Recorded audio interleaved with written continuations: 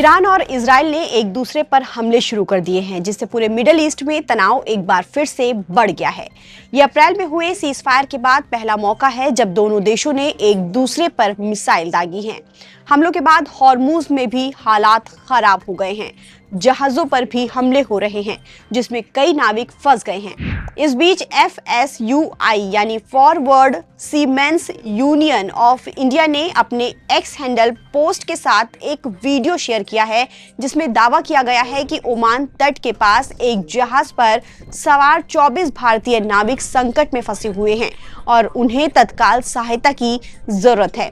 Post को Indian navy, विदेश मंत्रालय, डॉक्टर S जयशंकर, विदेश मंत्रालय के प्रवक्ता रणधीर जायसवाल, भारतीय पोर्ट और शिपिंग मिनिस्ट्री को टैग किया है। रोंगटे खड़े कर देने वाले इस वीडियो में दिख रहा है कि जहाज से काला धुआं उठ रहा है, जिससे ये आशंका जताई जा रही है कि मालवाहक जहाज पर संदिग्ध ड्रोन या मिसाइल हमला किया गया है, यानी जहाज पर सवार 24 जाने खतरे में हैं। इस पोस्ट पर ओमान की राजधानी मस्कट में मौजूद भारतीय एम्बेसी ने रिएक्ट किया और मदद के लिए नंबर मांगा, ताकि जहाज पर फंसे भारतीय नाविकों की मदद के लिए कोई रास्ता निकाला जा सके। इसके बाद FSUI की ओर से कॉन्टैक्ट नंबर दिए जाने के बाद भारतीय दूतावास मस्कट ने पोस्ट कर सूचित किया कि दूतावास ने दिए गए नंबर पर संपर्क कर लिया है। एक्सपर्ट्स का मानना है कि ईरान और इजराइल के बीच बढ़ता सैन्य संघर्ष केवल क्षेत्रीय सुरक्षा के लिए ही नहीं, बल्कि वैश्विक अर्थव्यवस्था के लिए भी गंभीर चुनौती बन सकता है। ऐसा इसलिए क्योंकि स्ट्रेट ऑफ हॉर्मुज दुनिया में तेल व्यापार का सबसे अहम रास्ता माना जाता है।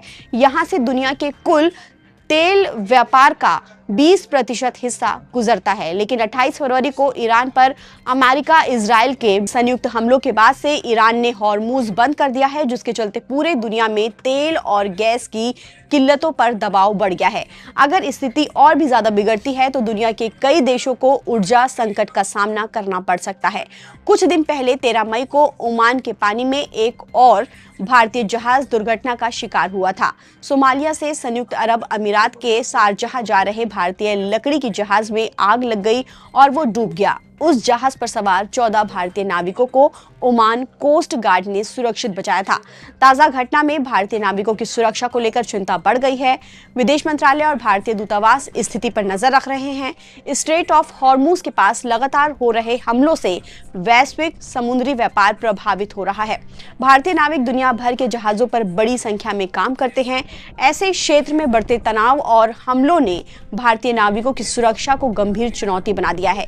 आने वाले दिनों में ये देखना अहम होगा कि मिडिल ईस्ट में क्षेत्रीय तनाव किस दिशा में बढ़ता है और इसका वैश्विक व्यापार और ऊर्जा आपूर्ति पर कितना असर पड़ता है। ताज़ा अपडेट के लिए आप बने रहिए नवभारत टाइम्स के साथ। नमस्कार।